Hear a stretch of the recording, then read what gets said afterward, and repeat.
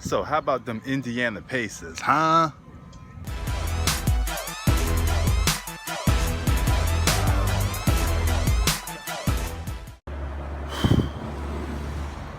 What's up? What's up? Um, yo, it's dead out here today. It's like foggy and gloomy. You know, some type of weird type of stuff going on here, man. Damn, what the hell happened here? Look like I think a car ran into this building right here. You can see. Look at that.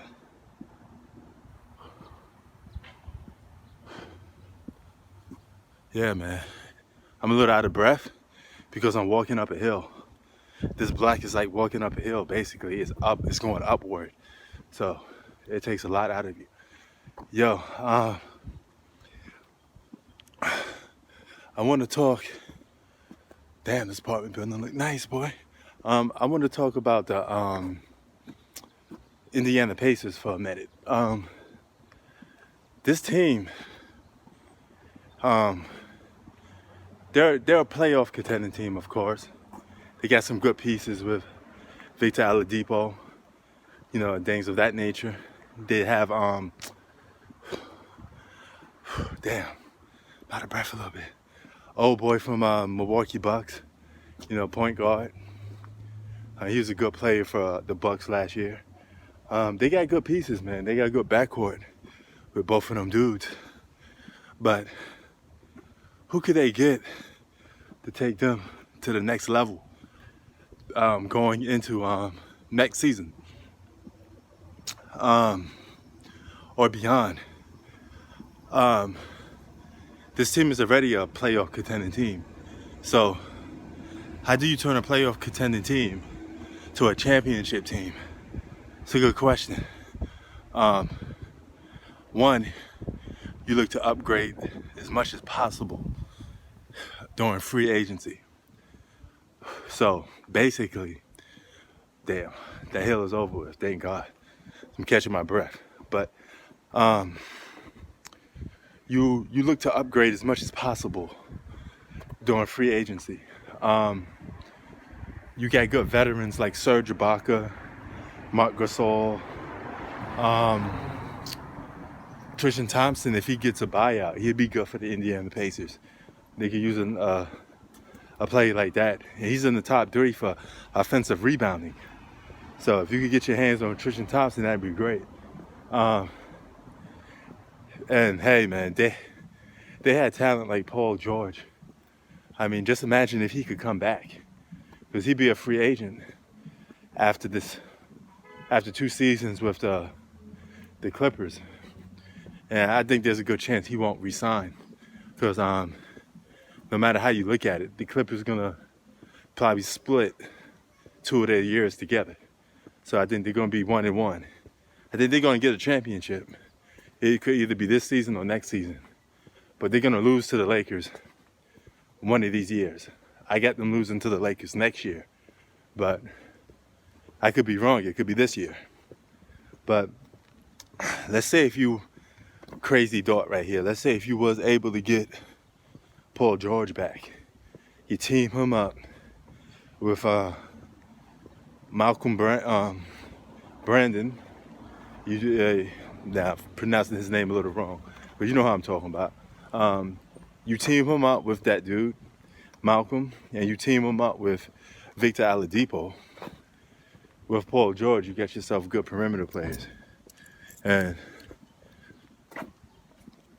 if you could do that, you'd be good. That's a good front court right there. I mean, you're still going to be a little lacking in the bigs, but I just mentioned several bigs that you could pick up and get. You know, I like the way that team is constructed, the Indiana Pacers. I think they're a couple of role players away and one major superstar away to a championship. Now, if I could think of a big key superstar player that could go to them, I mean, there's no player linked to them. That's the thing, because nobody wants to go to the Indiana Pacers on their own will. You know what I mean? Even though Indiana is a great city for basketball, it's a, you know, Hoosiers is a great city for basketball, but people naturally don't gravitate to moving to Indiana. You know, there's nothing fascinating about wanting to move to Indiana. You know, most people would tell you, hey man, I don't want to move to no Indiana. You know, I ain't looking forward towards that, you know? But I think you get yourself, you're stuck in between a rock and a hard place because to try to attract a free agent, even like an Anthony Davis, Anthony Davis on the Indiana Pacers would be awesome, you know? You could pair him up with all those role-playing elements. They could definitely be a top team in the East, but he ain't gonna want to do that, you know? He ain't gonna leave LA for Indiana, you know? But he still would be a good fit. Another player that I think could be a perfect fit for Indiana Pacers, but they're a little guard-centric already, is Donovan Mitchell. You know, not Donovan Mitchell, I'm sorry. Booker from Phoenix Suns. You know, Devin Booker would be a great pickup for the Indiana Pacers, but, you know, how could the Indiana Pacers, they would have to give up something to get Donovan Booker, but it'd be worth it, because I said they're guard-centric, but they had to give up some of them guards to get Donovan. You know, maybe you trade Victor Oladipo, give up some draft picks or another role player for Donovan. I definitely would take that. I take Donovan over Victor Oladipo any day of the week.